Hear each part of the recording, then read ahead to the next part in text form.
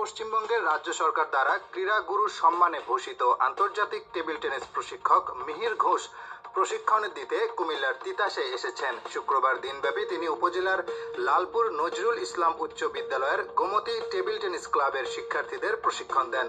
উক্ত প্রশিক্ষণের সময় উপস্থিত ছিলেন লালপুর গোমতী স্পোর্টস ও যুব উন্নয়ন একাডেমির প্রতিষ্ঠাতা লেফটেন্যান্ট জেনারেল মোহাম্মদ ময়নুল ইসলাম, অবসরপ্রাপ্ত বাংলাদেশ টেবিল টেনিস ফেডারেশনের সহসভাপতি খন্দকার হোসেন মনির, বাংলাদেশ টেবিল টেনিস ফেডারেশনের প্রধান প্রশিক্ষক মোহাম্মদ আলী, লালপুর নজরুল ইসলাম উচ্চ বিদ্যালয়ের প্রধান শিক্ষক বশির উল্লাহ, সহকারী প্রধান শিক্ষক মোহাম্মদ হুসাইন সরকার, ক্রীড়া শিক্ষক মোহাম্মদ কাউসার, গোমতী টেবিল টেনিস ক্লাবের কোচ হৃদয় ও রিমন এবং গোমতী আর্চারি ক্লাবের কোচ শরীফুল ইসলাম প্রমুখ।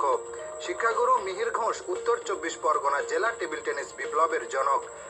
1982 সালে নৈহাটি অ্যাথলেটিক ক্লাব থেকে তার কোচিং জীবন শুরু হয়।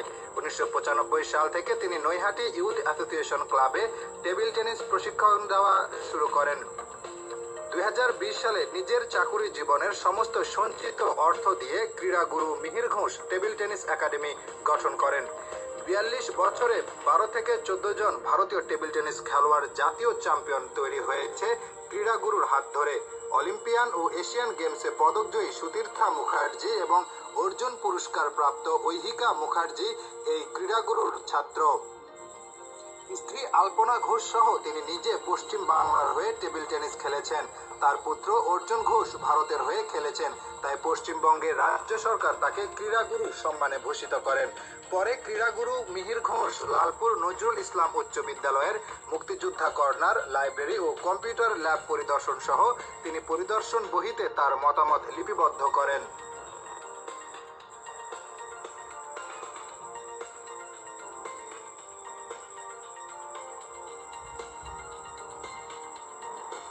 লালপুরের মানুষ মইনুল ভাই, স্যার মনির ভাই, স্বপ্ন দেখার কারিগর, বাংলাদেশ ফেডারেশনের আমার দীর্ঘদিনের বন্ধু মোহাম্মদ আলী।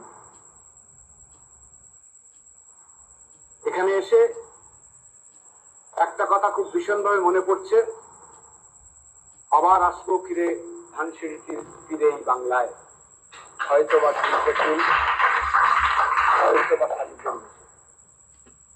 এই কথাটা এই জন্য বললাম, কবি জীবনানন্দ দাশের লেখা এই বাংলাদেশের উপরে। আমি এই বাংলাদেশেরই মানুষ। 73 সালে শরণার্থী হয়ে চলে গেছিলাম এখান থেকে। আজকে আবার সেই বাংলার সোদা মাটির গন্ধ, সেই আমার বাংলার প্রিয় মানুষগুলোর কাছে আসতে পেরে নিজেকে গর্বিত লাগছে মুনির ভাই এবং আলীকে ধন্যবাদ দেওয়ার জন্য, এরকম একটা জায়গায় আনার জন্য।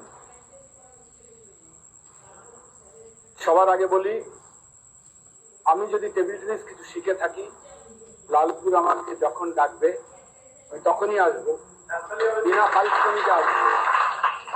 শুধু আমাকে প্লেন ভাড়াও দিতে হবে না, ট্রেনে আসবো, তারপরে নিয়ে আসলেই হবে।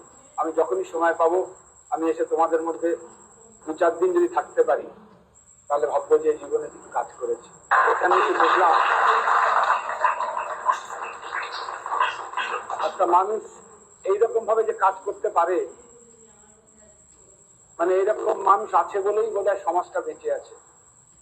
আমরা নানান রকম কথা শুনি, বাংলাদেশ, ইন্ডিয়া, নানান রকম সবকিছু শুনি, যখন তার কাছে আসি যখন দেখতে পাই যে না, সেখানেও এখনো এরকম মানুষরা রয়েছে যারা পৃথিবী গড়তে চায়, সমাজ গড়তে চায়, যারা মানুষকে ভালোবাসতে চায়। আর সেটার মাধ্যম হচ্ছে টেবিল টেনিস। সেটা জানতে পেরে আরো খুশি। তাই মইনুল ভাইকে বলবো, আমাকে ডাকবেন, আমি ডাকলে আসবো। এখানে এসে আমার যতটুকু জ্ঞান আমি যদি এদেরকে শেয়ার করতে পারি, আমার নিজেকে ভালো লাগে। বাংলাদেশ আমার অত্যন্ত প্রিয় জায়গা, যেটা আমার জন্মভূমি। তাই এই জন্মভূমির জন্য কিছু করা মানে, তোমরা যাকে আল্লাহ বলো, আমরা যাকে ভগবান বলি, তার কাছে পৌঁছে যাও। তোমাদের মতো সুন্দর ভগবানদের দেখে, তোমাদের মধ্যে ভগবান আছে দেখে আমার ভালো লেগেছে। সর্বত্র পরিবেশ, একটা মানুষ পরিবেশকে কিভাবে করতে পারে, এটা না দেখলে বিশ্বাস করা যেত না। মডেল গ্রাম আমার মনে হয় এটা যখন দাঁড়িয়ে যাবে, এই গ্রামটা শুধু বাংলাদেশ না, ভারতবর্ষ না, সারা পৃথিবীর থেকে ইউএনএ যদি আসে তারা দেখে বলবে এটাও সম্ভব।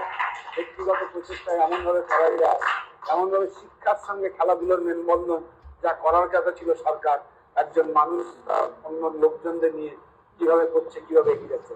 অবশ্যই তার পাশে যারা আছেন তাদেরকে কৃতিত্ব প্রাপ্য, আর তারা না থাকলে মঞ্জুল ভাইয়ের পক্ষে একা সম্ভব হতো না। তারা সাহায্যের হাত বাড়িয়ে দিয়েছে সবাই। তাই এটা একটা পরিবার, সেই পরিবার থেকে কাজ করছেন। তোমাদের উদ্দেশ্যে বলি, যেদিন মঞ্জুল ভাই থাকবেন না, যেদিন আর থাকবেন না, আগামী দিনে টেনে নিয়ে যাওয়ার দায়িত্ব কিন্তু তোমাদের। সেদিনের তোমরা যুবক, সেদিনের আমরা নেই।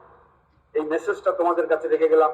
লালপুরকে ভালোবাসো, বাংলাদেশকে ভালোবাসো, সর্বোপরি মানুষকে ভালোবাসো।